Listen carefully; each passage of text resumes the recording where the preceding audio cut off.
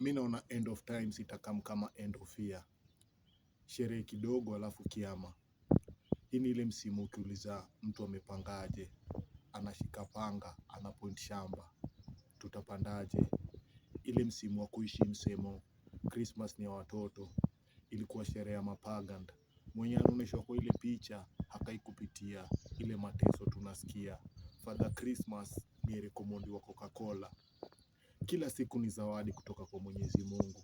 Hata ukuwe wa dini gani, hakuna mtu hapendi sikukuu. Hadi watu wa masuti, ex masuti, juu ya vile watu wamejiachilia. Ile msimu iko na sehemu mingi za kufeel fiti. Hata kwa kibandaski wanakufanya ufeel VIP.